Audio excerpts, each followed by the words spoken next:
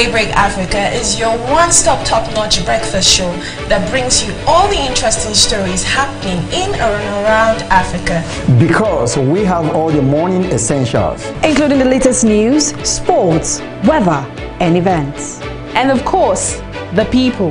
Daybreak Africa on Television Nigerian. Weekdays, 9 a.m. to 10 a.m.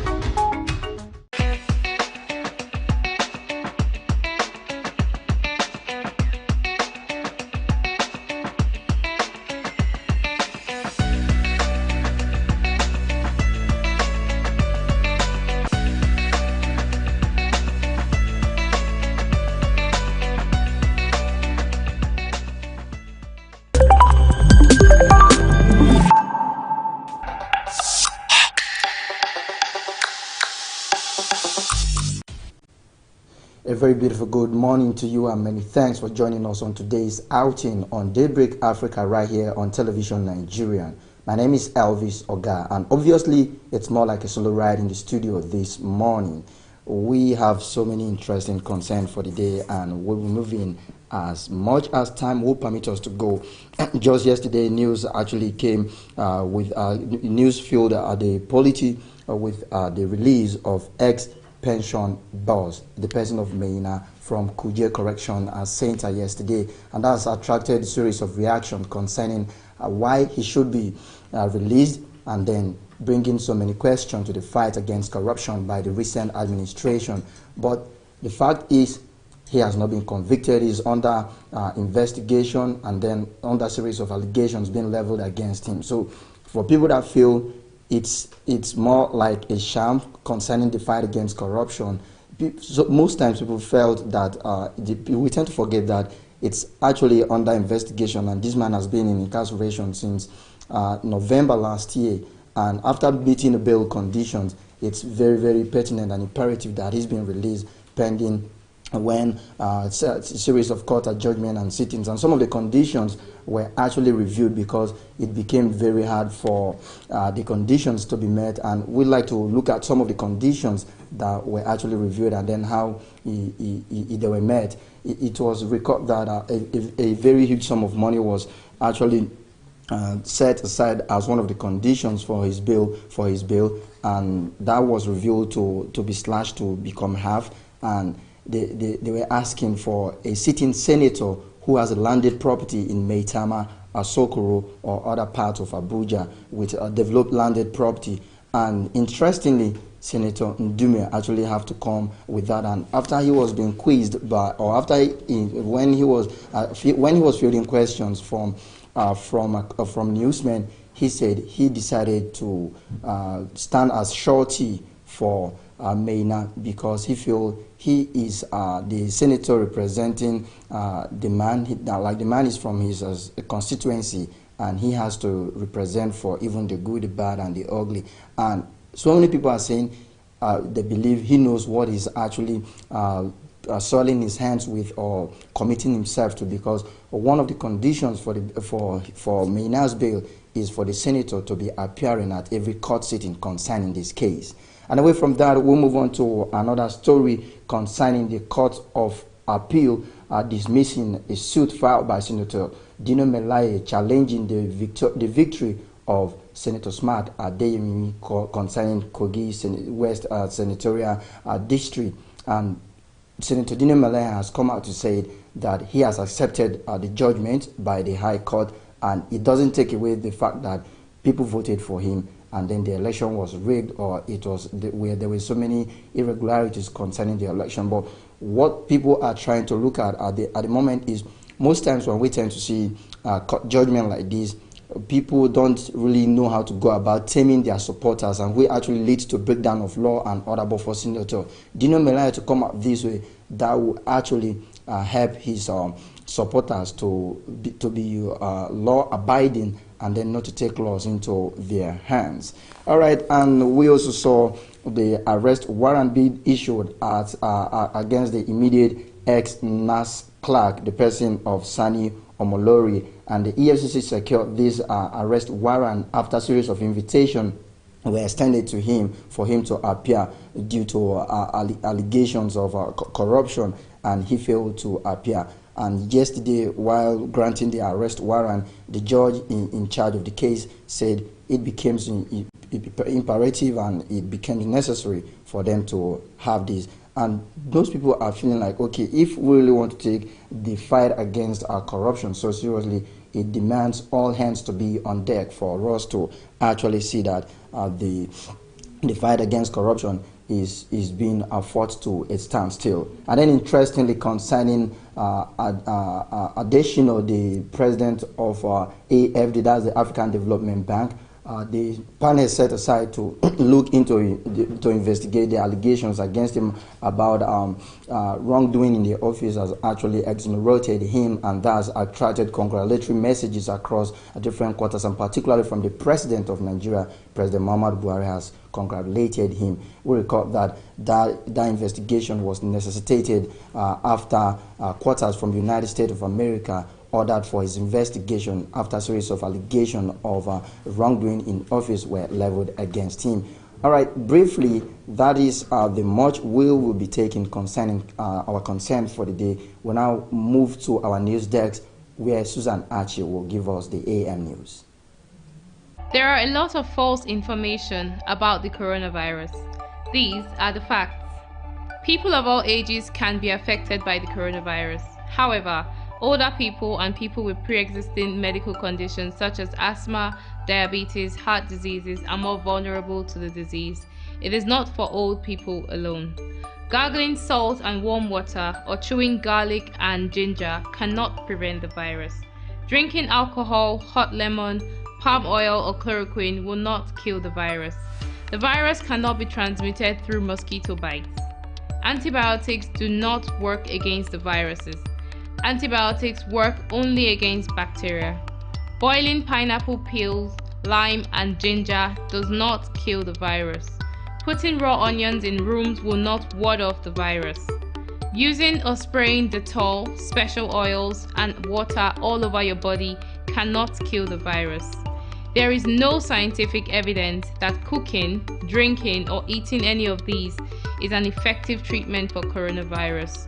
Do not self-medicate, and take responsibility by sharing only verified messages from health authorities such as NCDC, Federal Ministry of Health and WHO.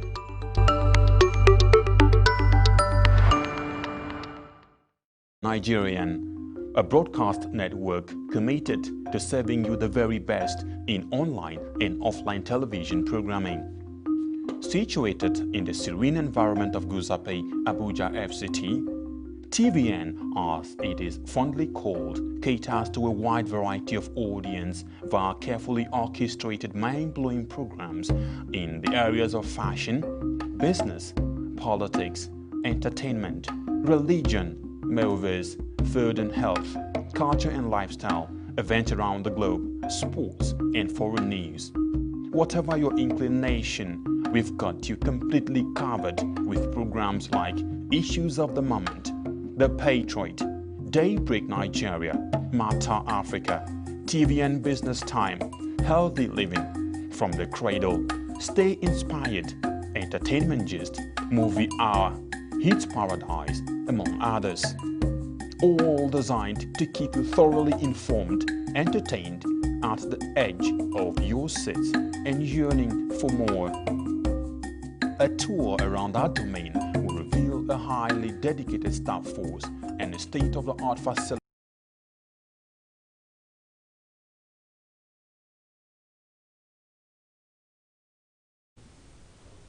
Good morning and welcome to AM News. I am Susan Achin. Nigeria on Tuesday recorded 624 new cases of the novel coronavirus, bringing its total caseload to 41,804, according to the Nigeria Center for Disease Control (NCDC). In a late-night tweet, the NCDC noted that 8 more persons have died from the virus, bringing the total number of deaths to 868, as recovery numbers hit 18,764. The federal government says Nigeria is awaiting the return of $200 million from the Netherlands and Switzerland. According to the Attorney General of the Federation and Minister of Justice, Mr. Abubakar Malami, the money is part of proceeds from the Oil Prospecting License OPL 245 Malabu oil deal. Mr. Malami disclosed this on Tuesday at a one-day capacity building workshop organized for judiciary correspondents in Abuja, the nation's capital. Meanwhile, President Muhammadu Buhari has congratulated the President of the African Development Bank, AFDB, Dr. Akinwumi Adesina, after he was cleared of all corruption allegations leveled against him by an anonymous group.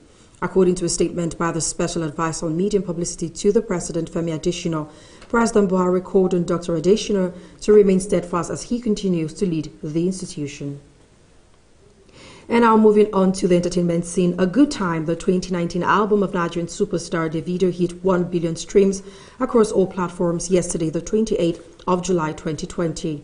The album, which was Davido's first on Columbia UK and was his sophomore album, continues to amass accolades after getting certified platinum in South Africa and gold in the US respectively. It also comes in great stead for Davido's eagerly anticipated third album, A Better Time. Well, congratulations to Davido. And now to the world of sports. Nigeria's teenage golf sensation Georgia Obo has been invited to compete at the Aberdeen Standard Investments Ladies Scottish Open taking place next month, August 13th to 16th at the Renaissance Club in North Berwick. Obo, the first Nigerian golfer to win her card on the Ladies European Tour, was selected for a coveted tournament invite by the title sponsor. Both for the women's golf returns to Scotland for the first time since Europe's remarkable triumph in the 2019 Solheim Cup last September. And that's it on AM News. I am Susan Achin. We'll now go across Africa for some more news. Stay with us. Work committed to serving you the very best in online and offline television programming. Situated in the serene environment of Guzape, Abuja FCT, TVN, as it is fondly called, caters to a wide variety of audience via carefully orchestrated mind-blowing programs in the areas of fashion, business, politics, entertainment, religion, movies, food and health, culture and lifestyle, events around the globe, sports and foreign news. Whatever your inclination, we've got you completely covered with programs like Issues of the Moment, The Patriot, Daybreak Nigeria, Matter Africa, TVN Business Time, Healthy Living, From the Cradle, Stay Inspired, Entertainment Gist, Movie Hour, Hits Paradise, among others. All designed to keep you thoroughly informed, entertained, at the edge of your seats and yearning for more. A tour around our domain will reveal a highly dedicated staff force and a state-of-the-art facility and equipment for high-definition quality broadcast, making our station your #1 choice in advertising your business and propagating your ideas. We are currently on NightComSat doing our test transmission for takeoff in the nearest future. Television Nigerian is located in Nigeria at Television Nigerian House, Guzape Hilltop Mansion, beside Guzape White House, Guzape Abuja FCT, and in the United Kingdom at 45 Ancient House, 48 Aerodrome Road, Beaufort Park.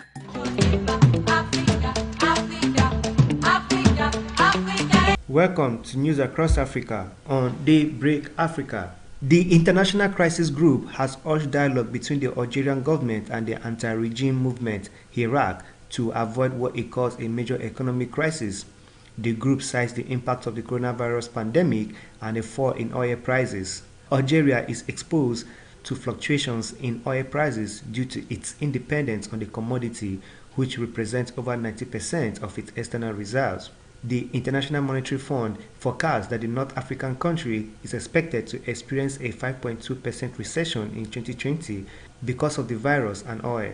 The Iraq movement began in February 2019 to protest state of affairs in Algeria.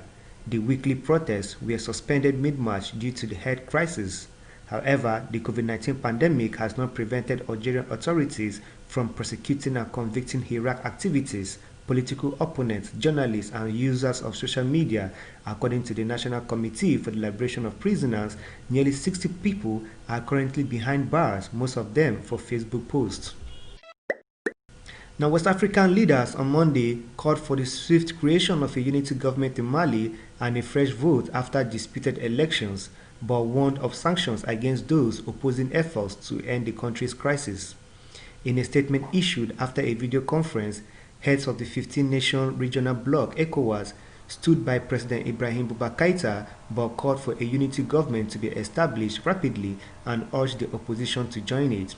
Ministers in charge of defense, justice, foreign affairs, national security, and finance will be nominated before the unity government is created, it said. But addressing demands by the protesters that Keïta quit, leaders also said the country's democratic constitution had to be respected. They asked an ECOWAS commission to consider sanctions against all those who act contrary to the normalization process of the crisis. The virtual summit, which lasted 3 hours, was convened amid fears from Mali's neighbors that the deepening crisis could cause the fragile state to slide into chaos. Keïta, in power since 2013, is battling major problems on several fronts, including an 80-year-old jihadist revolt and a slumping economy. The former Tanzanian president Benjamin Mkapa was suffering from malaria and died of a heart attack, his family said on Sunday, scorching rumors that he succumbed to the coronavirus. Mkapa was found with malaria and he was admitted for treatment since Wednesday, a family member, William Erio, revealed during a funeral mass broadcast on state television TBC1.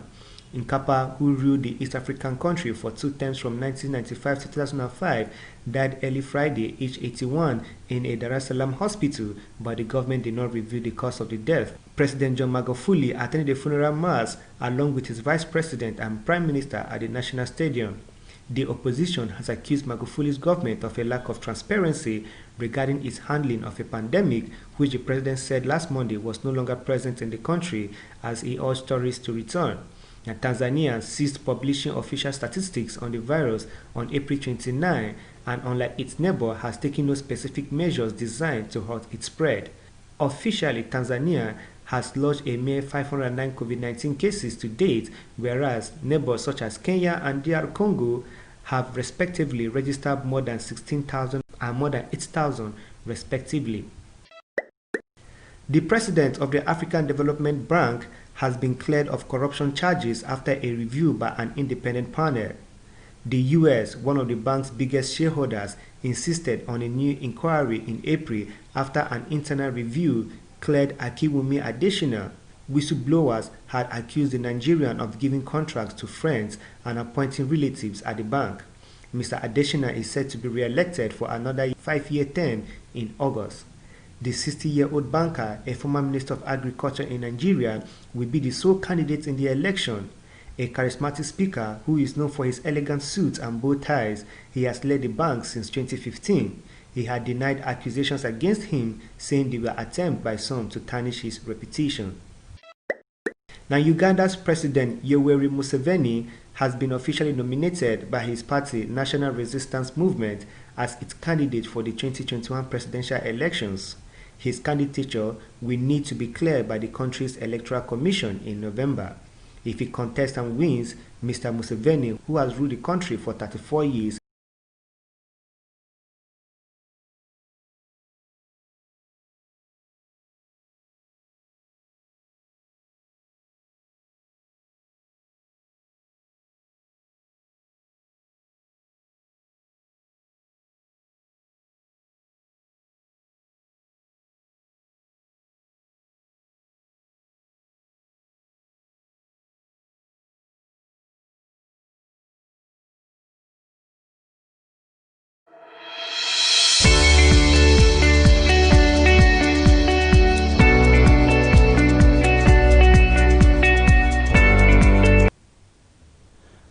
welcome back from News Across Africa right there. This is still Daybreak Africa on television Nigerian. If you just joined us, welcome on board. And if you've been with us from the beginning, thanks for staying with us. We'll now take you to our next package, which is the newspaper review segment, where we take headlines from different national dailies across the nation. And to begin with, we have the Daily Sun newspaper right here with the following headlines. Just beside the nameplate, gas explosion, 7 fear dead in Lagos. The banner headline from the Daily Sun this morning says, FG talks tough on EFCC, NDDC, NSITF probes. Says anybody found wanting will face the music. IMC, NAS crisis disgraceful. That is coming from Ijaw Youth. And then below the picture story, we have COVID-19. Nigeria trained US doctor shocks the world with hydroxychloroquine cure claim. I actually saw the video where she was addressing people, telling the populace or her followers on socials what she has used to treat a certain numbers of people that have been tested positive or that tested positive to COVID-19. And interestingly or surprisingly, we saw that video being taken down from different social media platforms after the likes of Donald Trump has already shared it to thousands of followers. All right, still coming from the newspaper review segment, we now move on to the next paper right here on my desk, and that is the Daily Times with the banner headline, Why Nigeria is Going Downhill by Olufale. That story can be found on page 2 of the Daily Times. And then below that, FG recovered 6.3 billion in the last 1 year, says Malami. And that does it for the Daily Times this morning. You can pick a copy of the Daily Times to get the details of the few headlines we just brought your way from that and even more. Let's move on to the Punch newspaper with the following headlines. We take it from top to the bottom, and just above the nameplate, power crisis deepens and BET fails to pay Gencos 181.39 billion naira. AFDB independent panel clears additional of wrongdoing. Rep summon Emefiele, Pencom bows others over 300 billion naira funds. And then beside that, Netherlands, Switzerland to repatriate $80 million Malabo deal cash. That is coming from AGF. The banner headline we have from the Punch newspaper reads, 33 states fail to pay as 855 doctors, nurses test positive. Ogun, NARD disagree over payment. Abia doctors 16-month salaries. And all of that is actually captioned under COVID-19 hazard allowance. Below the picture story, we have Ezomo meet Salami panel testify against Magu summit videos. You can pick a copy of the Punch newspaper to get the details of these stories and even more. When I move on to This Day newspaper with the following headlines. From This Day newspaper, we have FG signs $1.5 billion prepayment deal with oil traders. Buhari hails independent panel's affirmation of Adesina's innocence. Mamandara seeks competence over zoning, denies dictating public policy to president. And that does it for This Day newspaper. Up next is headlines from the Business Day with the banner headline, Nigeria banks face biggest revenue drop since 2016. And you can actually check out the detail concerning that, if that's solely linked to coronavirus or some other factors giving rise to that particular headline.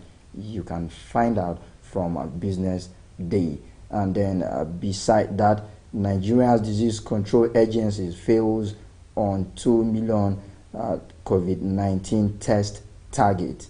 Pick a copy of the Business Day to get the details of those few headlines and even more stories we brought your way from that particular one. And on to the Nigerian Tribune with the banner headline, Reps uncover clauses ceding Nigerian sovereignty to China.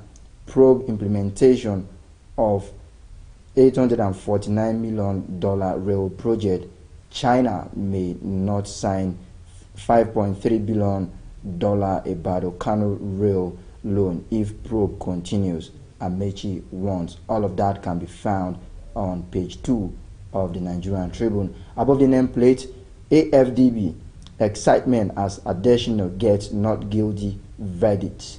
And beside that, ex-pension boss may not released from Kuje prison. We actually brought that your way as one of our major concerns for the day. Court issues warrant of arrest against ex-NAS clerk Omolori. We also brought that your way as one of our concerns for the day. And then beside the picture story, explosion in Lagos, 2 killed, vehicles, shops destroyed. And then unending debate over hydroxychloroquine as medical doctors debunk US-based doctors' claim. You can pick a copy of the Nigerian Tribune for details of these stories and even more. And now let's check out headlines we have from the Nation newspaper on the newspaper review segment of Daybreak Africa right here on television Nigeria this morning. And the banner headline from the Nation newspaper reads, "Massive floods coming to Lagos, others agency warns." And when it's about that time of the year when we normally get some of these early signs or warnings from agencies like NEMA and other agencies responsible for disaster management like this, and Lagos and those states should actually brace up and then see how they can go about putting up preventive measures or to deal with the issue of flood to an extent, not running haywire, running helter-skelter when the flood actually comes knocking. Ogun, Kwara, Ekiti rivers also to be affected. Okay, that actually add more states to Lagos and then settle the issue of other states that were actually not pronounced from the initial headline. Above the nameplate, Buhari's anti-graft war on course, says federal government. Why Oshibanjo's helicopter crashed by AIB. Okay, I actually saw that yesterday, and we all recall what happened last year somewhere in Kogi State, where the helicopter that was conveying vice president actually crashed, and then the Accident Investigation Bureau has submitted their final report as to why that helicopter crashed. If you want to get the details or find out why, do well by picking a copy of the Nation newspaper. I'll take this last one here from the Nation newspaper. Panel clears additional of wrongdoing. Almost all the paper actually has that report this morning, and like I said earlier, from our concern for the day, that's attracted series of congratulatory messages from different quarters, including the president of Nigeria. And that does it for the newspaper review segment this morning on Daybreak Africa. We'll now move to our next package, which is coming from our health desk, and it's a healthy living tip. Let's go to the health desk and see what they have for us.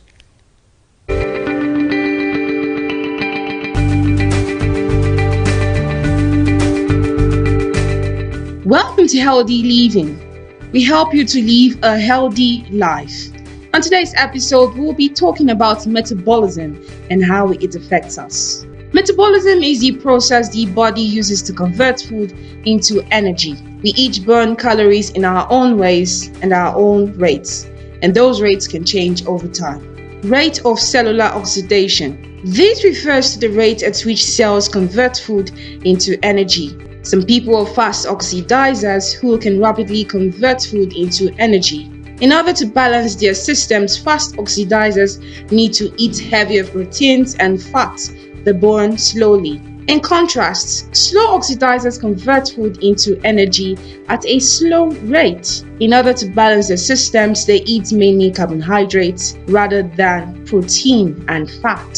3 general metabolic types. Protein types. Protein types are fast oxidizers or parasympathetic dominant. They tend to be frequently hungry, crave fatty, salty foods, fail with low-calorie diets, and tend towards fatigue, anxiety, and nervousness. Carbotypes. Carbotypes are slow oxidizers or sympathetic dominant. They generally have relatively weak appetites, a high tolerance for sweets, problems with weight management, and type A personalities. Mixed types. Mixed types are neither fast or slow oxidizers and are neither parasympathetic or sympathetic dominant. They generally have average appetites, cravings for sweet and starchy foods, relatively little trouble with weight control, and tend towards fatigue, anxiety, and nervousness. What to eat? The three metabolic types have very different lists of commendable foods. Protein types. These people need a diet that is rich in oils and high proteins such as organ meats, beef, duck meat, poultry, and seafood including salmon, tuna, herring, and mussels. Protein types can also eat fats such as egg, whole milk, cream, and whole milk cheese. The carbohydrate intake should be low with a focus on complex carbs, whole grains, vegetables over simple ones, sugary, starchy foods. They should aim for a macronutrient balance of 40% protein, 30% fats, and 30% carbs at each meal. Carbo types. These types need a diet that is high in carbohydrates and low in protein, fats, and oils. They eat low purine proteins such as turkey and chicken, light meat only, and lighter fish like haddock, perch, sole, and flounder. Carbo types should stick with low-fat dairy products and eat lots of vegetables, fruits, and whole grains. They don't need to load up on refined carbs. Their ideal macronutrient balance is 60% carbs and about 20% of both fats and protein. Mixed types. People classified as mixed types should eat a mixed diet, one that is a mixture of high fat, high purine proteins and low fat, low purine proteins such as eggs, yogurt, tofu, and nuts. This type requires relatively equal ratios of proteins, fats, and carbohydrates. That is much we have for today on healthy living. Remember, a healthy body is a wealthy soul.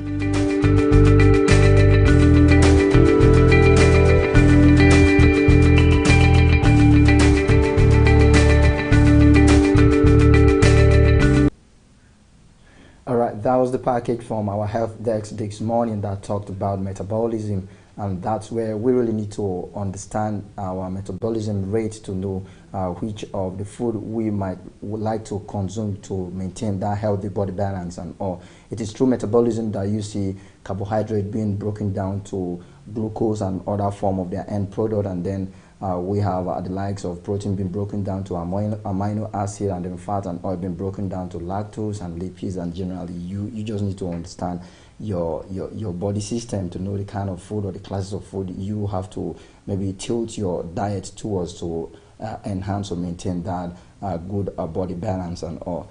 When I will take you to the street for the reactions of Nigerians on as the list agencies that should be probed. It's a street cred, so let's launch that.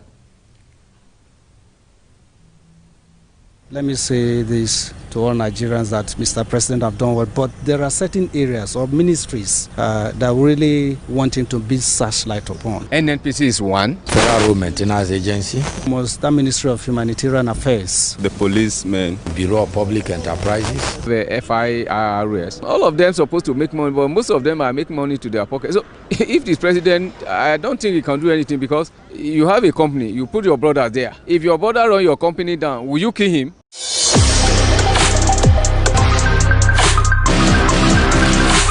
Numbers of unemployment in this country.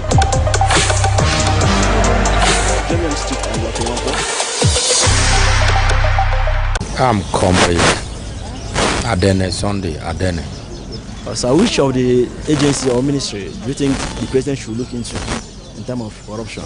Yes, there are a lot of agencies that the president should look into. Such as let me say FEMA, Federal Road Maintenance Agency. They are not doing their work, so there is a need for that agency, there is a need for that agency to be scrapped. Then also Bureau of Public Enterprises, they are not also doing their job. So there are very many of them that I can count on these two. They are not performing. So if you go around the Nigerian roads, They are liquidating, the roads are bad, and they are not looking into it. So there is a need for the government to scrap the agencies. Like we have NNPC, we have custom, we have aviation, all those sectors supposed to. Then we have FIRS. All these sectors I mentioned, all of them supposed to make money, but most of them are making money to their pocket. So if the president, I don't think he can do anything, because you have a company, you put your brother there. If your brother run your company down, will you kill him? You can't kill him. There's nothing you can do. So Buhari can do but nothing to anybody that is corrupt or embezzle themselves with the money of the whole country that's supposed to generate. So he can do nothing. Look at the Malami or whatever his name is, Rico, that is supposed to be a man of sin, and look at the dirty things he's passing. Look at the so-called Ribadu. Look at what the oil sector. Now, tell me, which sector you want to talk about? It's because you put your own person there. You can hardly intimidate or do anything to harm me, because if you do him wrong, you come back to tell his father, Daddy, my brother is beating me because this is. So that is the way. But if he's so prudent enough, I see no reason why he cannot go outside. Look for people of character, people that merited it, not by party's sake, and then put in there and let them do the work and let him have the glory. Okay, this time, this EFCC is a one that the federal government should look into. They should put more light into it. Let's see what is happening. I think that's what will give the sanity to the government. If they can work out synergy that is going to work. Are you getting me? And they put people there who do the work and give them resources. I think the government will have kudos to that. So which other ministry do you think he should focus more again? The other ministry is this like labor, where they will provide more jobs for Nigerians. I think that's another area they should focus for. That 774,000 Nigerians they want to employ, they should go ahead and do it. I learned that federal government Buhari back Kiyamo up to go ahead without the senators. It's good if they can provide that. Nigeria will be better. First and foremost, let me commend Mr. President, because he came in on the mantra of fighting corruption, insecurity, and good governance. I know well, right from time, what he inherited, but let me say this to all Nigerians, that Mr. President have done well, but there are certain areas or ministries that really wanting to be searchlight upon. First and foremost, that Ministry of Humanitarian Affairs, led by Sadia Umar Farouk. There's a problem of lack of transparency in her spending, and at the same time, lack of transparency in areas of assignments, roles of which that ministry is assigned for. In terms of when I mention spending, she has to be really transparent in terms of disbursements and distribution of palliatives and all that, because there are a lot of complaints from across section of the country concerning distribution of palliatives. So, and if President does not put that into consideration by carrying out something like, I would say, forensic audit of that particular department, Nigerians will cast aspersion on Mr. President that is not doing well. So I advise him to look at that ministry. It's very, very important. Okay. Which other ministry again? I would like also, Mr. President, to look at the NDDC, Niger Delta Development Corporation, because of the fracas between Godswill Akpabio and Joy Nunez. Okay, it's the issue of like the policemen. Because most of our policemen, the way they do their things, they don't really, just as if most of them act like they are not experts. So I really want Mr. President, they should try and equip the policemen. They have so many gadgets they can use. As a police officer, if you are going for investigation or other thing, there are smarts and there are spy cameras. There are spy cameras they can use. Maybe if they are going for interview or going for anything, they have something like spy camera they can just hold. NNPC is one. NNPC. I mentioned NNPC. Custom. Well, they say they have a one joint account like that. Is it not well to put in the account? The account will relate. What of the one you do not put in the account? If Custom say, okay, we are not embezzling money, but what of, is it not the one they generate and put in the account that will be there? What of the one they corner? So every area is corrupt, my brother. Every area is corrupt. It's the only that is that the area that make much money, make more, do more corruption. So you understand? That is the thing. Okay. So which of the ministries or agency or NDA do you think that's not performing well? Corruption.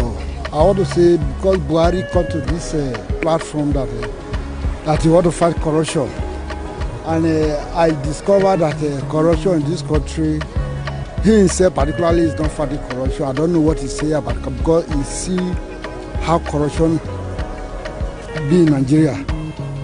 So that if I say corruption, honestly, Buhari, if you say want to fight corruption, if you start from his home, that they say charity begin at home. If I want to fight corruption in my house, I will deal with myself before I will accuse every person.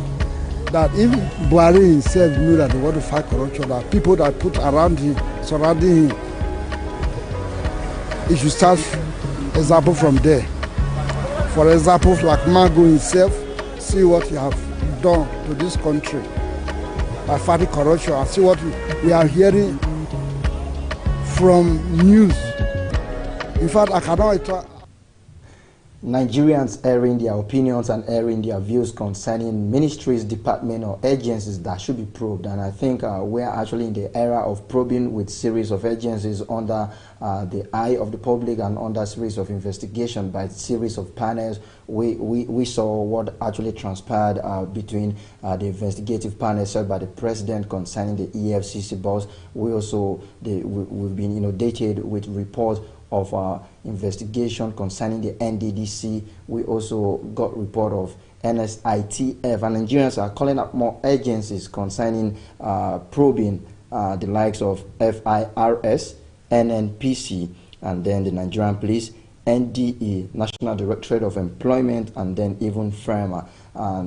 There was this particular man that talked about the agencies generating highest, actually perpetrating the highest level of corruption, and that's an allegation that's alleged by that. I don't know if he has any points or facts or evidence to back that up, but I don't think it's out of place, and so many people have actually come to identify with the president on his fight against corruption, especially for the fact that this is coming to the public glare because of the demonstration of that political will to see that the corruption, which is actually endemic in the country, is being fought to a standstill. And then somebody, one of the people that were actually spoken with on the street, talked about having to put people outside your relationship or your relative or your background or your constituency in place, so that if the person is found wanting, he will be made to face the music, as the case may be. But some people might really want to differ on that particular position because the laws are already there. The laws don't even want to know if this person is your blood brother or not. But in a nutshell, it's very okay that the federal character should actually be in place, so that when appointments or employment are being given, then it has to be on merit, but not to be on the side of bias or anything. But in that same regard, we tend to forget that we are living in a place and in the times where we tend to politicize everything, either according to religious leanings, political affiliations, or otherwise. Ordinarily, when an appointment is made or when there is an issue of public interest on the floor to be looked at or to be discussed, the first thing we tend to look at is, where is this person from? Instead of looking at it, is this person truly qualified? does he or she merit this position? So, and the fact that Nigerians are calling out for more agencies to be probed, that shows the level of embrace, the level of welcome they have given to the fight against corruption. We just need to do more regarding not defending people who are actually on trial, and then allow the law and the process to be free and to be fluent. All right, we now take a look at another dicey situation where we got views of Nigerians on the street concerning age, marriage, and several other things, as long as love and relationship is concerned. And the big question is, can you marry an older lady? We now head to the street as we launch a vox pop concerning that. Let's get to hear what the people have to say concerning that.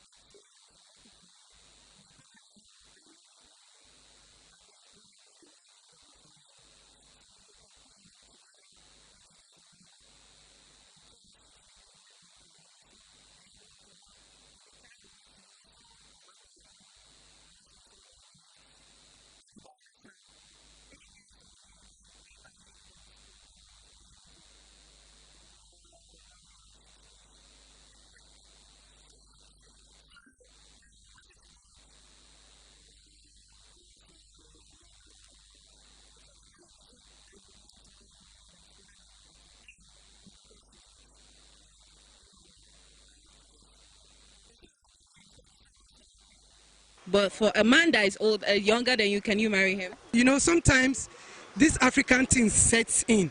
Like, after all, you are older than me and all of that. If you take that off his mind, of course we can flow. So you don't think that at any point in time you will start disrespecting him because you're older than him? No. If the love is there, of course you should know that he is the man and he is the head. You know, being the husband, he is the head. Even if I'm older, I should know that I'm a woman, I'm supposed to submit. Can you marry a woman older than yourself? Yeah, I can. Why? How? Because my last relationships, I've not really been a relationship person, though, but I did try. My last two girlfriends were older than me. One was 30, the other was 32. And how old are you? I'm 26. So the other was like 4 years older? Yeah, the other 4 years and 5 years older. Wow, and how was it? How was the experience? It was okay. Like, the issues we had with the last one was basically distance. Like, she really traveled out and, you know. Okay, but there was no maybe disrespect or anything? But I think, so far, I don't think, for me, probably because I studied sociology, so I really don't see things that way. I feel loving someone has nothing to do with age. Okay, consider the president of France now, probably. Understand, marry someone who is more older than you, know, because they can't afford someone who's. So it's just, I think it's who you feel the vibe with. So sure, if I see someone who's more older than me, why not? I can. Would you mind marrying somebody, a lady? And you know how our African society is, you know, most times the guy is older. But would you mind marrying somebody that's older, that is younger than you as a woman? Yeah, age is a number, but it doesn't bubble. I wouldn't do that. Okay, can you give any reason, like maybe just any instance or any reason why? That's because of the commercial, yeah. And the age difference is much, but his thinking style and mine wouldn't be the same, so I wouldn't want to go for that.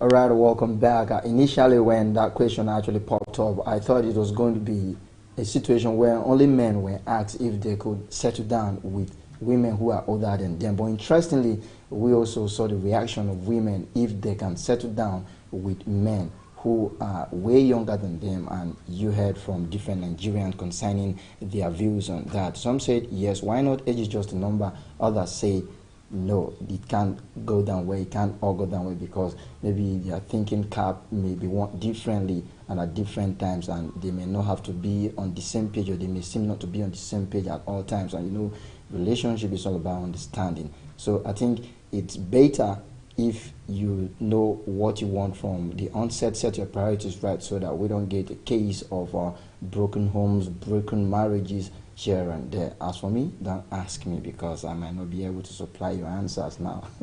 It's all good. All right, that is the much we can take on today's outing right here on Daybreak Africa on Television Nigeria. I'd like to say a very big thank you to you for riding with us. Join us tomorrow, same time, same place for another interesting outing. Until then, my name is Elvis Oga. Meanwhile, we'll be leaving you with a package, Amazing Africa, 25 facts you need to know. So if you're out there and you want to visit Africa, thank God flight operations are resumed gradually, and this Amazing Africa and this fact will help you to know places you might want to visit and then arouse your intention and your quest to know some certain things about Africa and witness them for yourself. For now, it's a bye-bye from me. Do have yourself a lovely day and stay safe. Everyone is related to Africa. Everyone comes from Africa. We are all distant relatives. Damian Marley. Here are 25 amazing things you probably didn't know about Africa. 25. Africa is home to the world's largest living land animal, the African elephant. 24.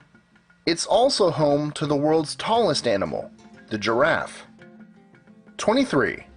Africa and Europe are separated by barely 14 kilometers, and there has been some talk about building the world's longest bridge.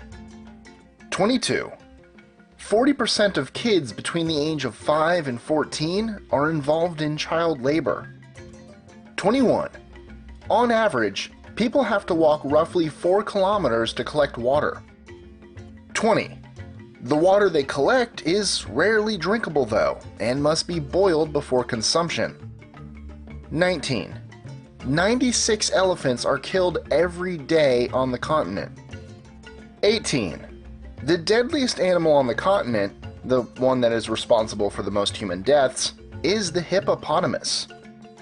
17. According to the Guinness Book of World Records, Zimbabwe is the country with the most official languages at 16. Yes, I know that other countries could be said to have more, but this also depends on how you define a language versus a dialect. 16. There's actually a beer brewed from bananas in some countries. 15. Almost half of the gold ever mined on Earth has come from one small place, Witwatersrand, South Africa. 14. Between 1530 and 1780, nearly 1.5 million Europeans were sold into slavery in North Africa during what became known as the Barbary slave trade. 13. Lesotho is the only country on Earth that has no territory below 1,000 meters above sea level. 12. Facebook has 100 million users in Africa. 11. The official title of Idi Amin, the Ugandan dictator, was His Excellency President for Life Field Marshal Alhaji Dr. Idi Amin Dada, VC DSO MC, Lord of all the beasts of the earth and fishes of the sea, and conqueror of the British Empire in Africa in general and Uganda in particular. 10. In 2010, Ghana banned the sale of secondhand underwear. 9. The San people of southern Africa still use the same tools that were recently found in a cave. The tools were estimated to be 44,000 years old. 8. In South Africa, you are legally allowed to attach flamethrowers to your car in order to deter carjacking. 7. Tanzania has the world's highest rate of albinism. Unfortunately, albinos are often hunted by witch doctors in order to create various potions. 6. Gracia Machel is the only woman to have ever been First Lady of 2 different countries, Mozambique and South Africa. 5. More people speak French in Africa than in France. 4. Spain has 2 enclaves in Africa. They are Melilla and Ceuta. 3. According to Pew Research, by 2050, roughly 38% of the world's Christians will live in sub-Saharan Africa. 2. Most of the fastest runners in the world come from a single tribe in Kenya known as the Kalenjins. 1. Women of the Mercy tribe wear lip plates that can be up to 12 centimeters or 5 inches in diameter. Enjoying our lists? Be sure to click that subscribe button in the top right corner so you don't miss out on new ones every Monday through Friday. Share them with your friends and help us consistently conciliate curiosity. And if you want even more lists, check out these 2 videos here or just head to our website at list25.com.